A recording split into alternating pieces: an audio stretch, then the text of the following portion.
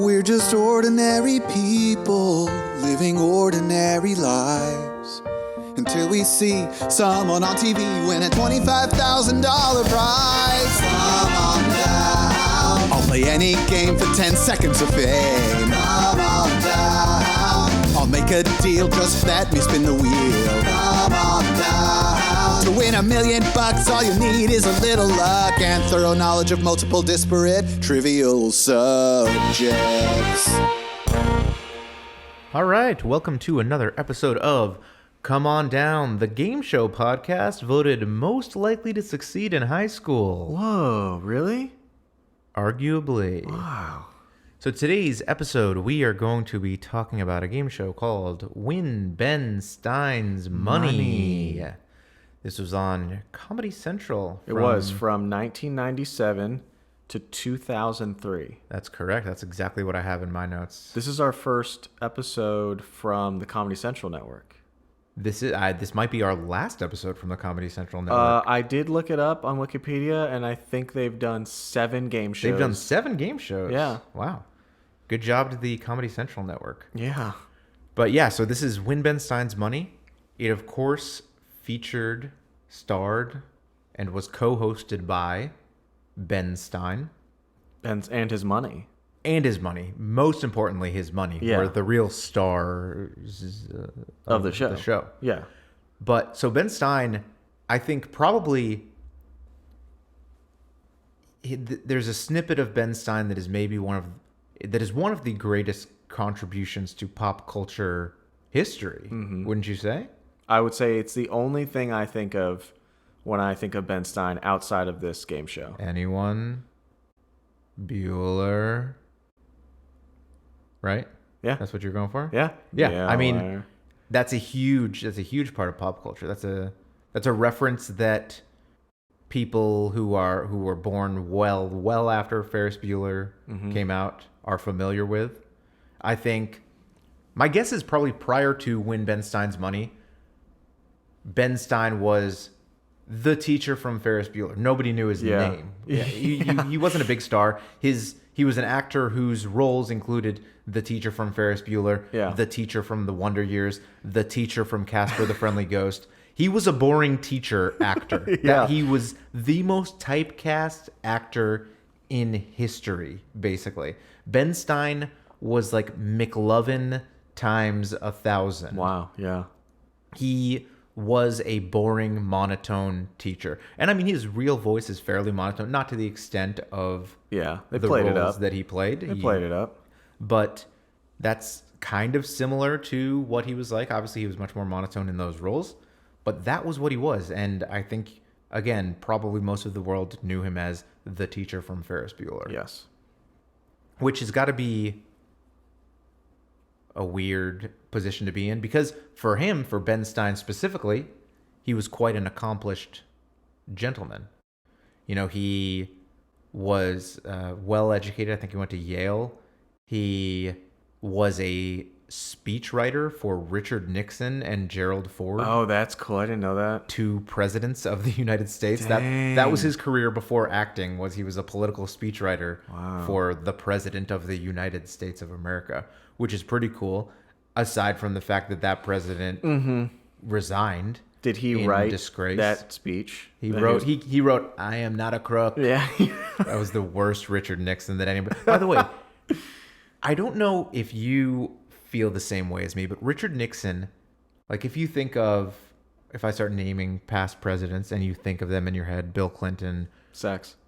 Well, no, just like thinking of them. I'm not saying we're not doing word association. I'm just saying think of them. When I think of Richard Nixon, I think of the Halloween mask of Richard Nixon. That's like what I picture him as in my head. Instead of the actual guy, Richard Nixon, I'm almost exclusively picturing the Halloween mask of Richard Nixon being worn by a woman in lingerie. So I love Richard Nixon. What was that from? Was that from the movie? What do you mean? When you say that, I think of the heist movie. Oh, Baby Driver. Isn't that the one? Oh, The Town? Maybe that they wore Richard Nixon mask when they. There was what was it? It was an like older late movie. 90s, maybe. Yeah, and I thought it was women. It was like a group of women that went in and robbed banks. If you know this movie, go and email us at www.richardnixonmask.com. Oh, I was going to go with comeondownshow@gmail.com. Oh. Or send us a DM at comeondownshow on Instagram, the gram. Or write it in the comment PR. on the YouTube video. Or on the tubes. YouTube. So, yeah, so we're struggling there. But for whatever reason, I always picture Richard Nixon mask instead of Richard Nixon human being. Yeah. So like kind of the long face and Disgraced the president. extended nose. Yeah. I mean, it's kind of what he looks like. It's maybe the most accurate mask of a person you could have. I don't know. Those Obama masks You think were it could pretty fool accurate. FaceTime? Ooh. So We couldn't wear an Obama mask for reasons. That's true. We can't wear an Obama mask. Right? That's out. That's I didn't even think canceled. about that. That's off the menu. Because that's technically blackface. Right. That's off the menu. We could So wear a I Nixon couldn't mask. like If you were robbing a bank, they wouldn't give you the money if you had an Obama mask on, just because of how offensive it would be. Wow. You would have no success robbing that bank. Yeah. But anyway, Ben Stein, he was a political speechwriter. He's a political pundit. He's an accomplished author as well. I think he'd written like 15 books published before he was on Win Ben Stein's Money. But I do think what Win Ben Stein's Money helped him become Ben Stein in the public's eyes, a recognizable figure that even if you didn't watch the show or weren't super familiar with it, other people now knew that guy's name was Ben Stein. Yeah. And they could say, oh, the teacher from Ferris Bueller. And word got around that guy's name was Ben Stein. I think that helped him tremendously. From a personal branding perspective, Yeah. doing this show was huge for Ben Stein, outside of just the fact that, he was on a daily trivia game show for 6 years. You know what I think is kind of cool? You know how as you grow older, you just kind of start to marry what? You shrink when you get older? I thought that's what Sort of, yeah. But you marry parts of your hobbies sometimes together, and or if you're able to be your own boss, you're kind of just taking pieces of things that you have done well or that you know how to do well. I think this game show is a perfect Is it the combination. culmination? Yeah, he clearly knows what he's doing on camera. This is one of, aside from Alec Baldwin, Ben Stein looks so comfortable on camera. And I know Right. his personality, the kind of He's got some BDE, you know what I'm saying? big dice Excelsior. Big dick energy. That makes way more sense than Yeah. what I said. He is super comfortable on camera, and he brings in his clearly impressive academic background too. Right. So this was a show in which you could win Ben Stein's money. 5,000 smackaroos. $5,000 of it. And it was kind of actually his money. I thought it was producer money. So it was he had a contract with the production company. He was paid an annual salary, but he was also paid $5,000 per episode minus what the people won. Oh, okay. So he got paid whatever the difference was between what the contestant on the show Yeah. won and what they didn't. That's cool. So it was like he was playing for his bonus, essentially. Yeah, exactly. Win Ben Stein's bonus, which, by the way, there were like 100-something episodes a year at $5,000 a lot. That's a hefty bonus because that's more than $500,000. That's crazy. Again, all Mental math right there. baby. But yeah, so the way the game show worked was it was originally co-hosted by Ben Stein and a young guy named Jimmy Kimmel in his pretty much first television role, or his first recurring television role. And Jimmy would kind of introduce the contestants, and then for round one, Ben Stein would ask the questions. There were 5 categories of question. There's 3 contestants. Right, 3 contestants, sorry about that. And there were 5 categories, and the categories were always funny named. Me too. So there were 5 categories, and they might be, here's an example of some that I wrote down. My foot fetish led to a podiatrist, tryst spelled Tryst. Oh, that's nice. Yep. The addicted farmer joined Alfalfaholics Anonymous. Dipsticks you aren't related to. Nice. Things found inside a high school nerd's locker beside a high school nerd. And maybe my favorite, a music question. German marches not involving Nazi bastards. And so all of these were, relating to whatever category they allude to in the title. And the questions were real, regular questions, not joke type of questions. Yeah. They were serious. What were some of the categories you noted? Let's throw a Saratoga party. Turtlenecking is better than not necking at all. True. And this was my favorite. Attention all pirates, check out Ben's booty. And it was all pirate themed questions. Okay, I like it. And so this is one of the confusing aspects of this show, in my opinion, was whoever has control of the board chooses the category. Yeah. One of the annoying aspects to me of the show was they read the entire name of the category every single time, which Okay. like I'm used to watching Jeopardy, and if it was one of these one of the categories that you read, they would say Saratoga for 200 or whatever. Yeah. They read the whole thing, which seemed like a little bit of a waste of time to me. Yeah, but those writers are probably like, no. Yeah, you're gonna say it. That's a funny pun I came up with, and we're gonna say it as many times as possible. And so, unbeknownst to them at the time, this is the confusing part to me. That question is either worth $50, $100, or $150. Yeah. Seemingly at random. I guess kind of assigned to the value or the difficulty of the question. But you don't know that going in. You just choose the category, and they say $100 question, and then they read it. Mm-hmm. And so in round one, you can buzz in. It's a free-for-all question. Whoever buzzes in, if you get it correct, you then get a $50 follow-up question from the same category. And anybody can answer that one? No, that is only for the person. Unless they miss it, then it opens up to the floor to win that $50 and control of the board. If nobody gets it right, control goes to the last person to correctly answer a question. And that category is now done. There's only that one question and potential follow-up question for it. It's done. It's replaced by a new punny category, basically. Yeah, which I liked. Yeah, because you get more puns. funny puns. Yeah. And so that's the way the round works. The host, Jimmy Kimmel, in the case of the first 3 seasons or 4 seasons, whatever it was, would point out when there are 2 minutes remaining in round one, because again, it's a timed thing. And Ben Stein is reading them these questions. Time runs up. The lowest score at the end of round one is eliminated. They're kicked off the show, and their money is put back up to Ben Stein. Ben Stein has a big $5,000 over his head that anytime a contestant's score goes up, his $5,000 goes down. Yeah.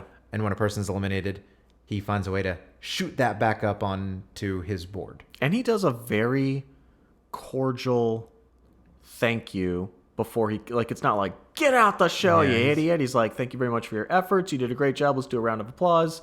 And it was just like the nicest and then says, send-off. Get out the show, you idiot. Yeah, well, he ends it with that, but he obviously prefaces it with that's his something tagline. nice. That's his go-to. Ben Stein's tagline is, get the fuck off my show. Get off the show, idiot. He did have one, he would kind of introduce the show similarly every time.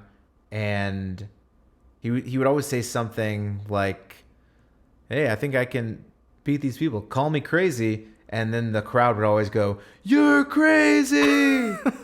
But I think I can take them on and keep my money, or something like that. That's probably really fun for the audience. That was kind of his little thing there. Or sometimes if the stakes were higher, like they had a Ben Stein's Cup with previous champions, and it was $25,000. And call me absolutely insane. And you're absolutely insane.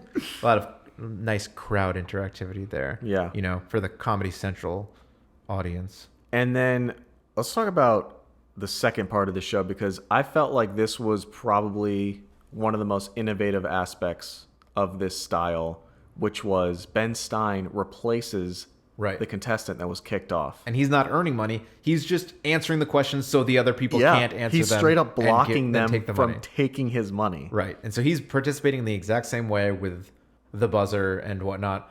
Obviously, if he gets it right, they're in the second round, there are no follow-up questions.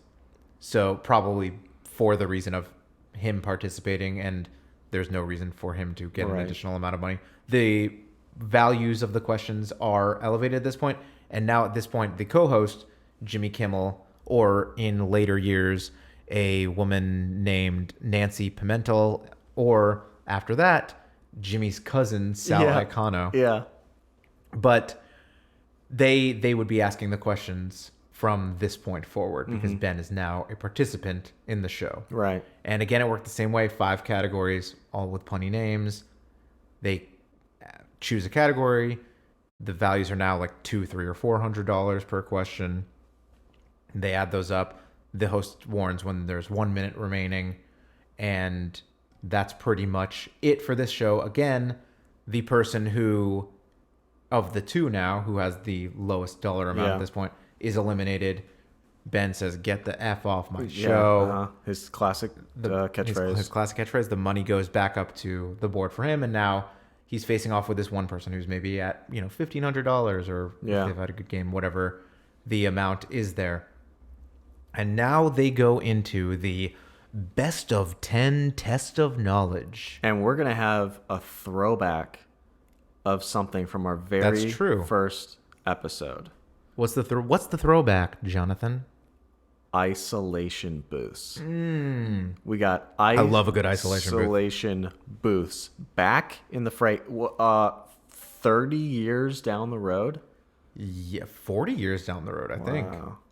So yeah, isolation booths are in play here. If you're as big a fan of isolation booth as I am, oh my God, get excited, because the way this works is that it's Ben Stein head to head against the winner for the chance at winning $5,000. Five smackaroonies. $5,000 of Ben Stein's money. And he is very precious about his money. He does not like people Yes, taking he does it from not. him. Because he is literally playing for money. Exactly. So the way it works is there are 10 questions, 60 seconds. Both contestants get asked the same questions. So they each have their own individual isolation booths. What they do is the contestant on the show gets to choose whether they want to go first or second. And depending on that, the person who is getting asked the questions first, they have their booth door open so the host can ask them the questions. The other person is in their isolation booth with the door closed, with headphones on, with some music playing over it. I don't know. Probably Slipknot.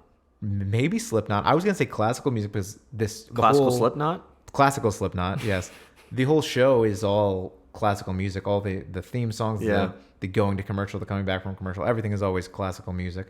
Ben Stein's a very high class type of guy. There's Yale. The set decoration looks like a rich lamp. guy's library with some weird little knickknacks in it, basically. And like a big bust of Ben Stein, like statue thing. Yeah, wearing sunglasses. But yeah, so you're put in the isolation booth. Whoever's going first, Ben Stein or the contestant, is asked 10 questions, rapid fire, over 60 seconds. You can pass, but you do not get a chance to come back to the question. If you do, it's gone. Okay. And the goal is to get as many questions right as you possibly can within the 60 seconds. Yeah. And the goal is, of course, to get more correct than Ben Stein can. Which was hard to do. He's a smart guy. He's very smart. He's got a lot of knowledge. And he was told all the answers before the show. That makes it way harder. So he got 10 out of 10 every single time in 20 seconds. They took the direct model from 21 yeah, exactly. and implemented They're like, oh, isolation booths and cheating. We'll fix it. But no, so yeah, he had no knowledge of these questions or these second round questions when he was a participant in the show. But they roll him through with the 10 questions. And if you got more correct than Ben Stein, you win the $5,000. If not, you don't win. You just take whatever you won from the main game. Yeah. But if you tied him, you got an additional $1,000 added to your total winnings from the game. Okay, so you don't take the 5. Right. But So originally, when it first came out, tying was as good as winning. If you just were as smart as Ben Stein, you got the $5,000. Okay. After a little bit, they realized that 10 questions over 60 seconds, tying was going to happen a little more frequently probably than they initially thought. So I think they bumped it down to 1,000. But that's basically the overall premise of the show. Yeah. And it was a fun show. Like we said, there were a lot of fun puns in the category titles. Yeah. There's, Jimmy Kimmel, like we said, later Nancy Pimentel and Sal Iacono, funny people interjecting fun stuff, kind of making fun of the contestants a lot of time, poking fun at them at their appearance or whatever description of themselves they provided to the show, having some fun with it, also making fun of Ben Stein, equal opportunity. There was a lot of ribbing back and forth. Yeah. It was really like, for instance, and this isn't exactly ribbing, but just to give you the atmosphere of the show, one of the questions was, what famous sci-fi author wrote Electric Sheep Dream of Robots or Ooh, whatever? I know this one. You might. Yeah, no, I do know this one. What is it? It's the guy who he wrote Ubik. Correct. He wrote Philip K. Dick. That's it. Yes. That's right. But Ben Stein answered Dick. And Jimmy Kimmel was like, what'd you just call me? Right. So it was like a fun back and forth. They both Yeah. knew the answer, but that was the style of the show. Yeah. And that book was turned into the film Blade Runner. Yes, correct. There's the follow-up question answer for you. Blade Runner, and then he also Minority Report was based off of one of his books. Welcome to the Philip K. Dick podcast, hosted by John Dude, Baker I would and John definitely do that Montney. podcast. Man in the High Castle as well. Yes. But anyway, that's pretty much the way the show worked. It was a lot of fun. It became a career launching point for Jimmy Kimmel. For sure. Shortly after, he also Man Show was like got the 2 Man Show. years in Yeah. 99, I think. he got the Man Show on Comedy Central as well. Mm-hmm. Ended up starting his own production company. He originally didn't want to be on TV. He was on radio and did writing and things like that. Yeah. It's kind of what he wanted to stick to for the most part. Ended up on this show. Ended up parlaying that into the Man Show, starting his own production company. Him and Adam Carolla, I think, started Cranky Anchors as well on Comedy Central afterwards. So again, a big career launching point for him. Sal Iacono was his real life cousin. He's most famously referred to as Cousin Sal.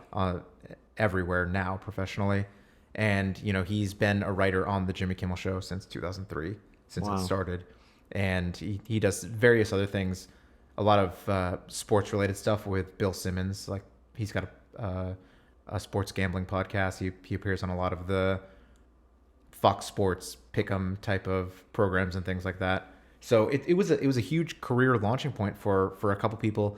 Nancy Pimentel, she hasn't appeared in hardly anything on camera since this, although she was quite good, I thought. Mm-hmm.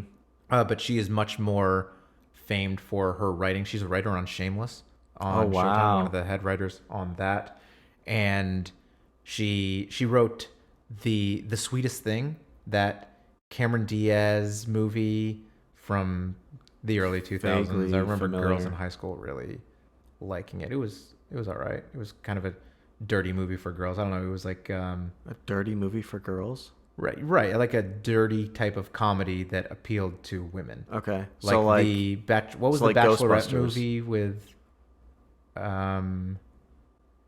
what type of movie? it was after The Hangover. It was kind of the female answer to The Hangover. It was Bridesmaids. Oh, yeah. It was kind of the Bridesmaids of a decade. That movie's earlier, dirty. Almost. Not nearly as successful, I don't think, though. But no, Sweetest Thing was very dirty. But anyway, Nancy Pimentel wrote that.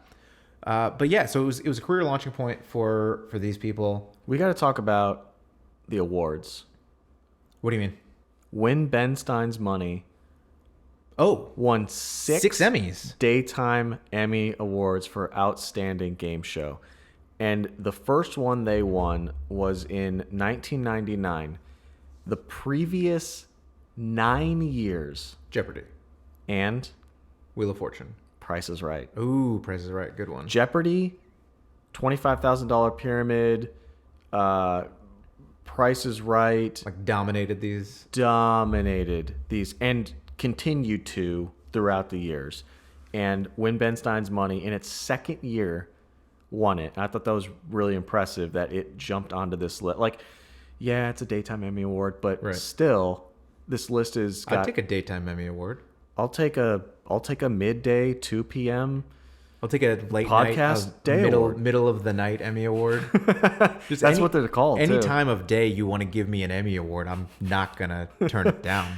Yeah. So I thought that was really, really cool. And then every single year after 99, which with its first, it was nominated every single year. Yeah, up and I until know 2003. the hosts were nominated as well. I Yeah. know Ben Stein was nominated, Jimmy Kimmel was nominated, Cousin Sal was nominated. Really? Yeah, Oh, that's he got cool. nominated for best. So basically, if you Best were game on show the host. show, you pretty much got to ride those coattails into Emmy world. Yeah, it's a good way to go, I think.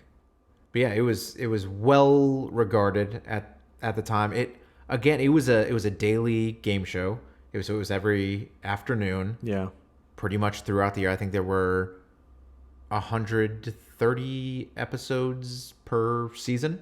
Damn. So I mean that's exactly half of the amount of weekdays that there are in a non-leap year. Dude, what are you in Mensa or some shit? Not anymore. Because you didn't pay the fee? Because they want to charge you money. It's stupid. And it's a whole stupid thing. And the whole concept of it isn't stupid. Dude, if you pay money, a company tells you you're smart. The company What's stupid will about that? jerk off your ego for you.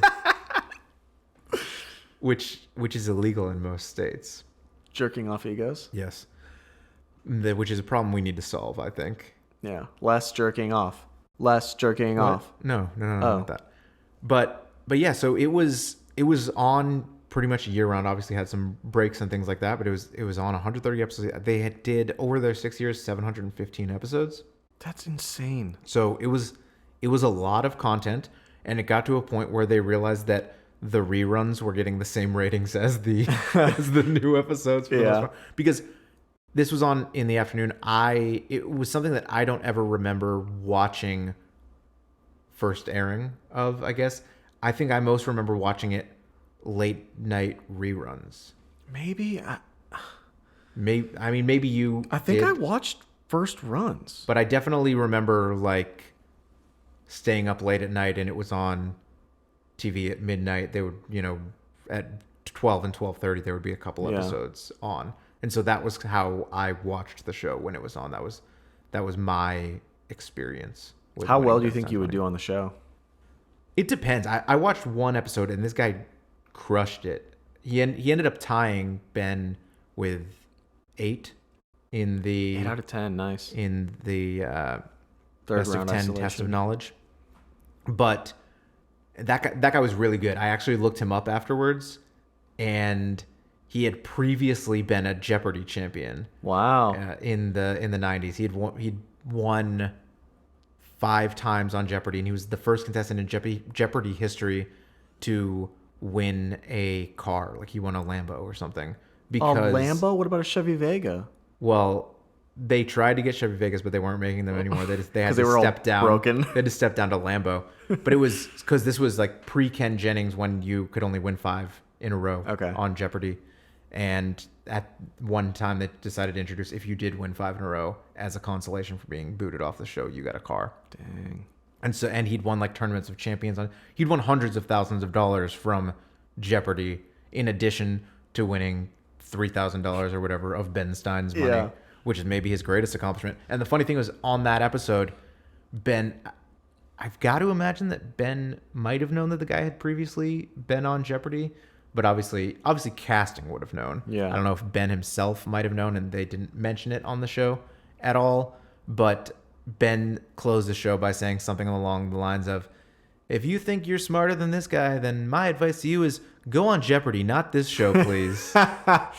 And so also Ben kind of had a manufactured rivalry with Jeopardy for this show. Obviously the format was somewhat similar in that there were these 5 categories that Yeah. people are choosing from and then being asked a question, which resulted in, due to the popularity of Jeopardy, every once in a while people would say, who is Genghis Khan? Yeah. Or whatever as their answer. And if they did, they were presented with a dunce cap, which they had to wear for the remainder of the show because they answered in the form of a question. Oh, man, which is that's not how the good. show works. So that was kind of his little rivalry with Jeopardy there. I feel like you'd have to have people that are above average IQ to make this show enjoyable to watch. I mean, look, most of the time Ben Stein won, but he would have just kept winning if there was no good screening. Yeah, there were definitely smart people on the show. There was definitely, and also the other thing with game shows that I always struggle with when I debate whether I could be on a game show or not is the buzzer aspect of it. Like the timing of when you buzz in is so important. It seemed, honestly, the episode I watched, it seemed fake. That Ben's buzzer worked so much better than everybody else's. Yeah. The thing is, they had been on the show one time, and Ben had been on the show 700 times, so he had a little bit of experience. So you could see him probably, like he would keep his hand up, and you could see him like physically go crazy trying to press it. Yeah, because there's like on all these shows, there's a time. Like there's probably a light off screen somewhere that lights up when you're allowed to buzz in. Yeah. And if you buzz in early, they lock you out for a specified amount of time usually. Oh, really? I know on Jeopardy and a few other shows that's how it works. Like you're locked out for half a second if you you're buzz done, in basically. too early. Exactly. So you've got to be up on your buzzer timing, which again, he's got a lot of experience compared to the other people. So maybe a little unfair advantage for Ben Stein. Super But you're unfair. taking his money, so And he's smarter, so another unfair advantage. that is an unfair advantage. None of these other people were presidential speechwriters, which maybe you don't have to be that smart to do all the time. But he was a smart guy. And What do you think Trump's presidential speechwriter is like? I imagine it's a guy who has a dart and there's a whole bunch of words and nouns on the board. I think there's only 6 words. I don't think there's a whole bunch. But no. Whoever President Trump's speechwriter is, it doesn't matter because he just says whatever. Right. Anyway. He works so hard on these irrelevant. speeches. Like, I'll just wing it. But anyway, yeah. So Ben Stein, since then, he's done a few other things. He continues to be kind of a political pundit on TV. He's written more books and things like that. He's quite a conservative guy, as you might guess from him working for Richard Nixon and Gerald Ford. But so on CNN, MSNBC, Fox News, he kind of comes on as a conservative pundit to discuss things. He's very focused on economics, I think, for the most part. Mm-hmm.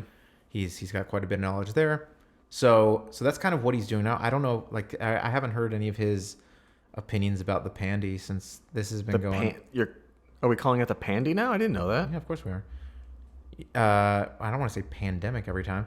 So I don't know if he's got a lot of opinions. I don't know where he stands on the mask debate, which I assume probably he would would be say- a good category for a Ben Stein. It would be Motney felt so alone during the pandemic that he started to mask debate.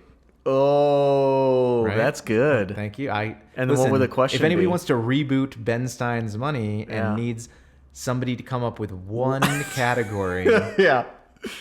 Hey, think- but not the question. Now, Somebody else can what do that. I don't know what the question is, because the question in that category is going to be like, how many people died from. Yeah. So yeah, I don't know. How are you doing with the mask situation at the moment? I went onto this company who was selling them for a reasonable rate. It was a t-shirt. It's literally all they do. They make undershirts that prevent sweat from showing on the outside of the armpits. So now you've got a mask that prevents sweat from showing. Nope, that aspect is not incorporated in the mask for It's some a very reason. sweaty looking mask. They make it look sweaty on purpose. Okay, No, I it's like just it. a nice thin cloth mask, and we wear it when we go out when we have to because we'll be denied service in Texas. Right. So do you have you eaten in a place? No. No. No. Well, the only food stuff we do is takeout, just because that sounds miserable. And when I went into places to take food out, and this is the And you aspect see the when they're people that are open, eating there? Yeah, nobody's wearing a mask, which I understand, but I'm like, why? So what's the point? Like that's what I wonder. It's like you have to wear a mask inside unless you're eating or drinking. Because if you're eating or drinking, germs don't happen anymore. Right. Yeah, it's kind of foolhardy. Yeah, feel and like. I don't miss anything about a restaurant that eating at home, watching TV can't fulfill. I do miss it. I haven't eaten anywhere since the whole pandy started either, and we're gonna make this a thing. By I the mean, way. honestly, it does sound cuter. Thank you. I thought we needed to give a little bit of a softer edge to this global pandemic that's killing hundreds of thousands of people. Uh-huh. But Yeah, I haven't eaten anywhere for similar reasons. Done a lot of pickup and drive-through and curbside and everything since everybody's got online ordering now because you're out of business if you don't. But I think I do miss something about being in a restaurant and It's got to be the waited on part. yeah, it is, but also being waited on is so inconvenient a lot of the time because I've got to wait for somebody if I want more drink instead of walk up to my fridge real quick and get more drink, you know? So that aspect of it, I don't know. There's just something about being out and kind of, I don't know, being in an area where other people are, the social aspect of it, I guess. Okay. That I miss, but I haven't done it on account of, you know, the pandy. Yeah. So I've avoided it. But I also, what do you think the mask does for you from an aesthetic perspective? Like, I think it depends. I think here's the thing with me that I found it difficult when it comes to interaction with a mask on. No idea if this person is smiling, if they're scowling at me. That like, is unless your those social eyes cues. crease significantly when you smile, I feel like there's so much feedback that you get from a mouth when you're conversing with somebody. like also you can read their lips, and so when people are talking quietly now or mumbling, I'm like, I have no idea what you are saying. Yeah. Remember, you have a mask on, please. Just wear a shirt that says that. You don't have to say it every single time. Get it comeondownshow.com. Buy our wear a mask. Remember you're wearing a mask, please shirt. Yeah. And then it'll say, have a good pandy on the back. Have a great pandy, everyone. Yeah. But yeah, I wonder, with a mask on, am I more or less attractive?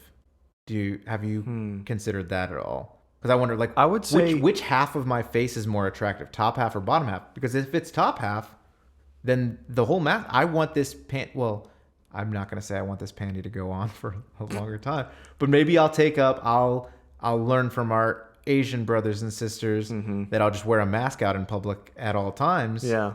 And people will just think I'm wildly attractive. Yeah. I think one of my positive features that works in my favor is a smile. Like You've got a decent good smile. straight teeth. Let me see it. Oh, damn, nice. He's taking off his clothes. That's how powerful this smile is. Hey, man. So I think this panty's been rough for you. Yeah, it's been pretty hard. I've just been smiling at Jonda a lot. What I like is that though I've been trying to do this beard thing for the last few months, and it's coming in more. I told you it was coming. It's a slow and steady process for me slow. of trimming. Well, are you trimming it? Yeah, I'm trimming. So you gotta let it grow. No, it's good. It looks so bad if I do. But I think while I'm in this phase of, you know, generally sowing the seeds of hair on my face, it's kind of helpful that I can cover it up. So weird. Does it? Dude, how are the seeds going on your face? You still sewing them? Yeah, it's like a chia pet of a face. I've got a chia pet of a face right now. But I think being able to cover that up from time to time probably helps with my self-confidence a little bit. Okay. Yeah. I think it looks better than you think it looks. Well, thank you. Not I think. It looks better than you think it looks. Hold on, let me smile. How's that? How's the smile? Maybe you should consider the mask for after the pandy. All right. I'm sorry. I didn't mean to offend. Yeah, I don't know. I think at first, I'm going to be honest, there was a little bit of like, you can't fucking tell me what to do mentality that I had. Yeah. And I think that was just like a primal reaction, I guess. And then I thought about it more and more, and it was like, you know, there's just so many rules I follow from the government. You wear a seatbelt. I know. It's just like, this stuff is not crazy. And Now listen, guys, welcome back to the political podcast. God, thank God we're doing this. Sorry to take this so political. Hey, the pandy is a huge part of our life right now. A mask when you're around people during the pandy. And now it's time for another. It's a lightning round. That's right. It's the lightning round. Lightning round. What are we playing today? We're going to play a fun game called Win John Motney's Money. Okay, I already love this game. You are playing... Listen to that. Oh my God. Can we do an For the ASMR? people at home, he's got $300,000 cash in his hands right now. I have $5. Oh God, sorry, I read that wrong. A I $2 thought bill. The way you were holding it, I thought I was supposed to read it consecutively. 2, 1, 1, 1, 1, 1, all the way Okay, I across. see. Yeah. I have $5. Okay. One of them is a $2 bill. Ooh. You ever seen one of these? Yeah, they're They they're a are- lot more common than most people think. They're fake, actually. Oh. They aren't legal tender. Okay. It's actually one of the biggest scandals in American history, and we'll go over that. In our actually, next we won't episode. because that's not a game show.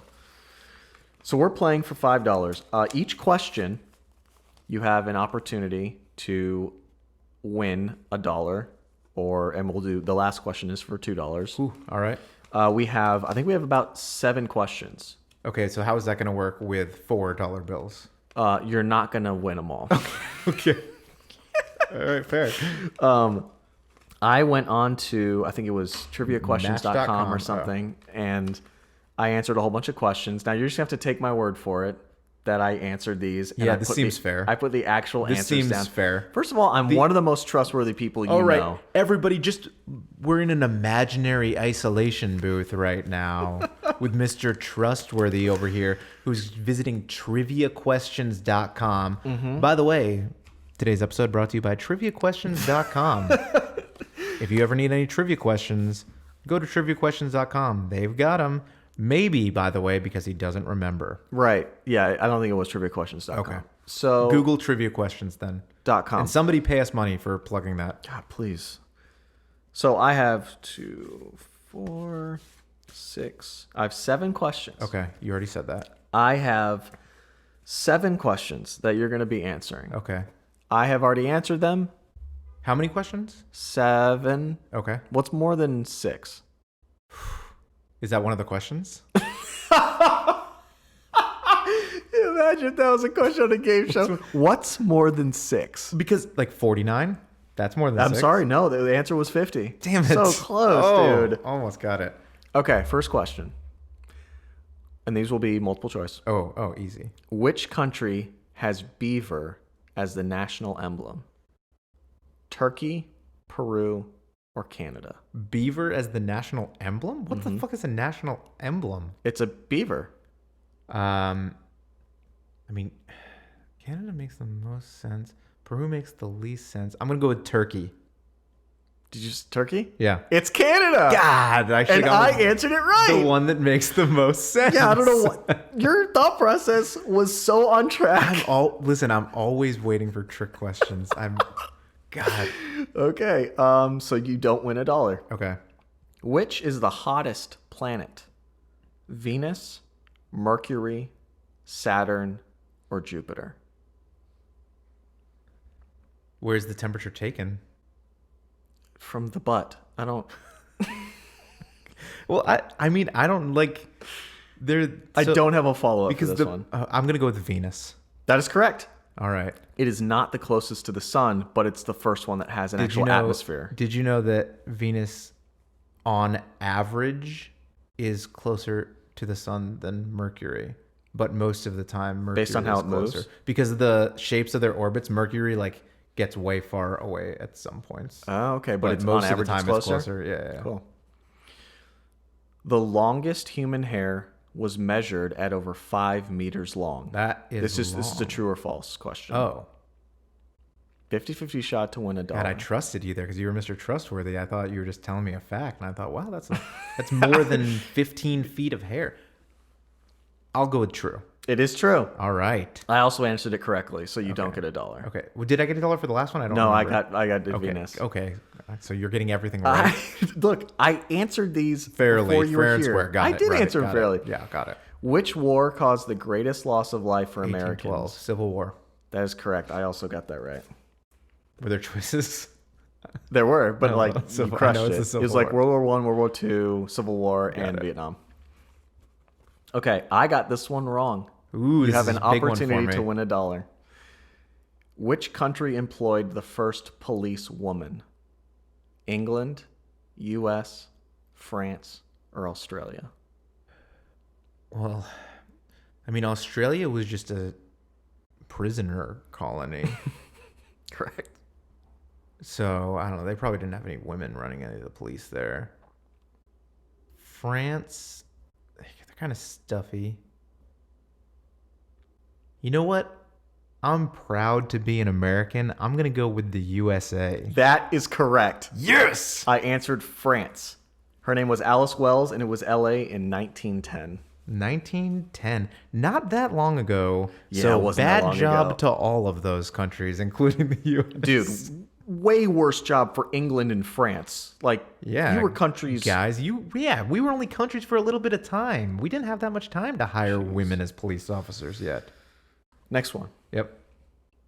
What is the world's most venomous fish?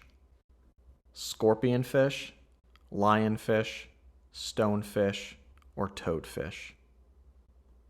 So I've seen a lionfish before. I went scuba diving one time and we had like a symbol for a lionfish. It was like this. It was like, hey, look, I see a lionfish. Oh, that's kind of cool.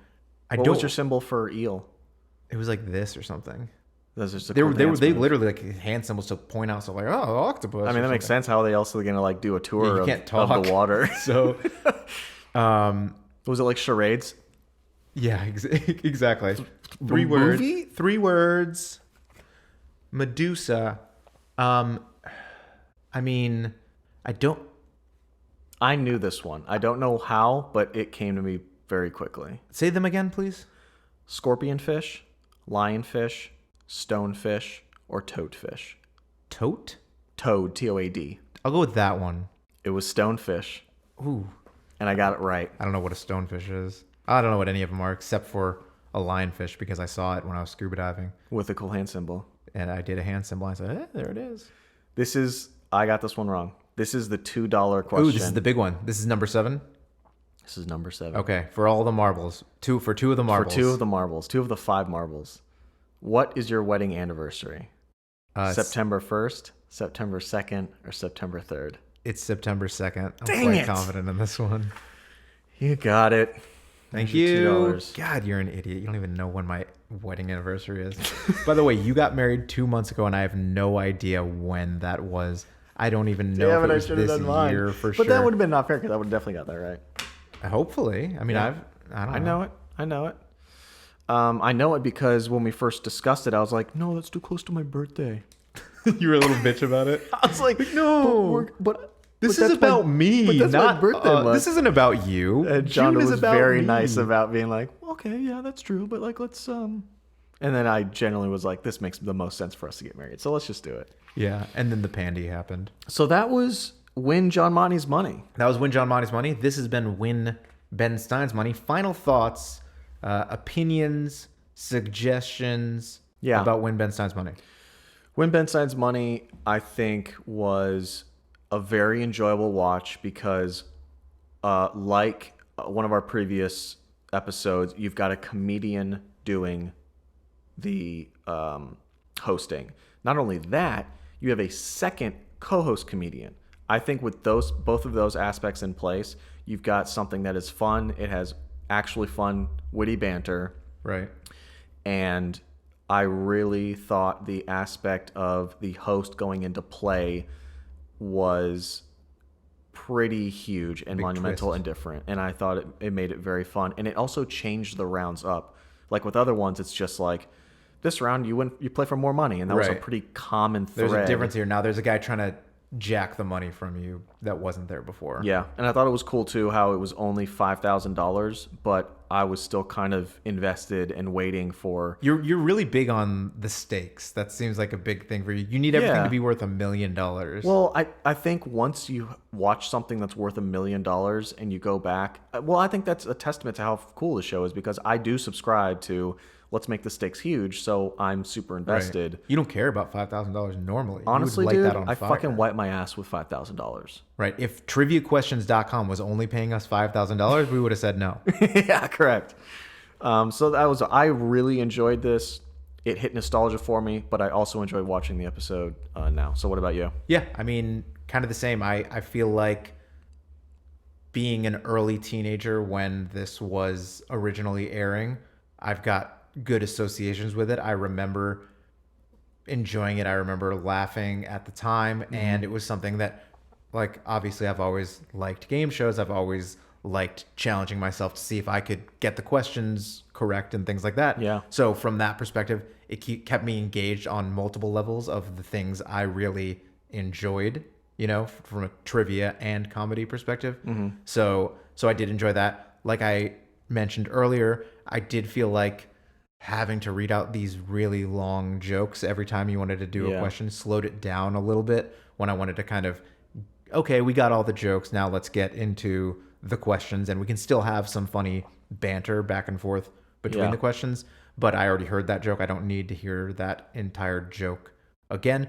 But otherwise, yeah, I liked the going head to head with the host, the fact that the stakes are that it actually involves money that would otherwise be being paid to him, and they put like a legal disclaimer up on the screen at the end of every episode clarifying that this is actually money that would be paid to him. And I think they technically did it all at the end of the season rather than paying him on a week-to-week basis, his $5,000 or whatever. But still, that aspect of it brings something that most other game shows don't have to it. Yeah. And so I thought that was really fun. I know in Australia and the UK, they tried to replicate it with, and you know, Ben Stein wasn't in those places. Yeah. So I guess they just used whoever was in the Australian version of Ferris Bueller as you had to win his money.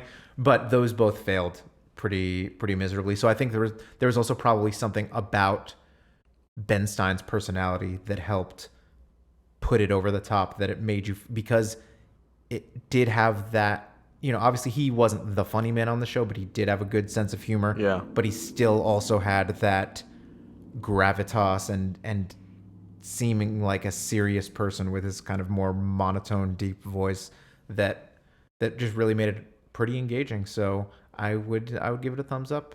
Win Ben Stein's money. Oh wait, we're rating him now? I don't know. Dude, let's do like a out of 5 buzzers. Out of 5 buzzers, I would give it a 4 out of 5 buzzers. Dang. If we can't do, let's say no half buzzers, 1 through 5. Whatever. I I'm do making it up 4 right too. now, so I think 4 is a 4 rating. buzzers? 4 is a strong rating. 4 is a strong rating. And I think it deserves it. Yeah. All right. Well, listen, congratulations, Ben Stein. Who gives a fuck about your 6 Emmys? You just won 4 buzzers from Come On Down, the game show podcast. This has been Ben Stein's Money.